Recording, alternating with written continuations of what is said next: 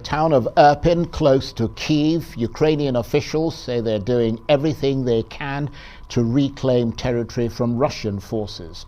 The mayor says most civilians have fled, but large numbers are staying. The city has come under heavy shelling in the past week, with people cut off from electricity, gas and the internet. Parts of Irpin are now under Russian control, but the authorities say they won't surrender. На сьогоднішній день приблизно до 10 тисяч людей. Around 10,000 people, but I think less, are now staying in Irpin as they don't want to leave our city. 70% of our city is now Ukrainian territory with Ukrainians living there. 30% is controlled by Russian occupiers. But we are doing everything to liberate 100% of our city. Звільнити наше місто. Well, for the very latest, let's cross live to Lviv in western Ukraine, where Arise correspondent John Cookson joins us now. Good to see you, John. I gather the sirens have been sounding there again over the last few hours. How does it feel to be in Lviv right now? Hey Charles, good to see you again, my old friend. Well, look, things are pretty desperate here. I've been looking all days for bright spots, you know, the talk about peace and ceasefire going ahead, but even that's been postponed until tomorrow. This is a city which is effectively a refugee camp. It's swollen, the usual population of around 700,000, absolutely swollen with families from all over this country. And a little story here, Charles. I was in the main square earlier today getting a sandwich, and I saw lots of people walking around enjoying the spring sunshine and the blue skies, and I thought that they were all locals initially.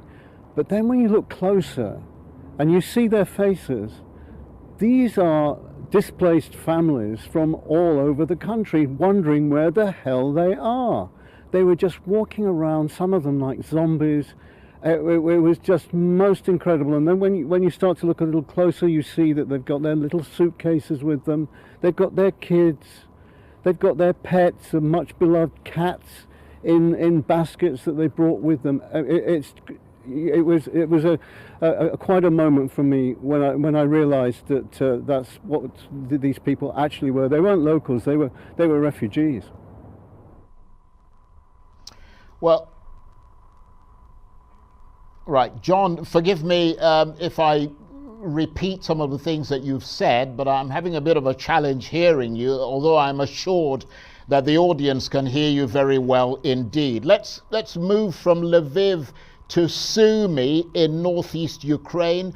Russian soldiers are reported to have advanced into the city and occupied some areas while fighting continues. I mean, tell us more about what you're hearing about what's happening there.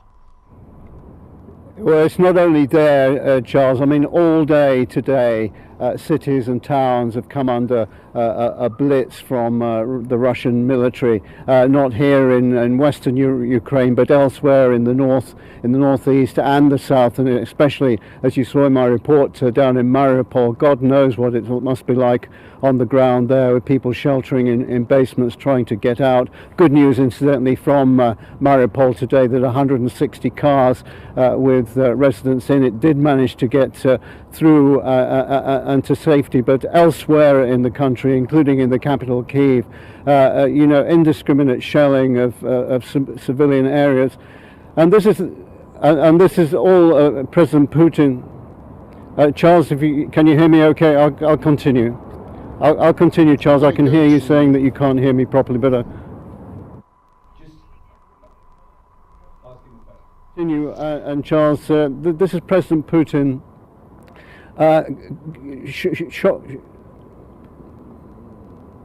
Lots of stories of bombings, misery and suffering there. What's the latest? Well, as you saw in my report, it looks like the end of the world down there. You know, Hollywood could not make a greater horror movie, if you like. Those aerial shots that I showed, the drone shots of buildings under fire, bodies in the streets, there's no water, there's no healthcare. 2,500 people have been killed, according to that civilians have been killed, according to latest statistics. It really is horrendous. Of course, President Putin trying to seize that city to make a good access to the Crimea. Now, Charles, back to you. And John, what's the latest update from the capital, Kyiv? I mean, the fighting appears to be continuing just outside the city, but we understand that the attacks are getting closer to the capital. Yes, I heard it described today. For anyone who knows London, they're in Hendon. If Westminster is the middle of Kyiv, then Russian forces are as far as Hendon, so that gives you an idea, to anyone who knows London, how close the Russians are getting to the centre of Kyiv.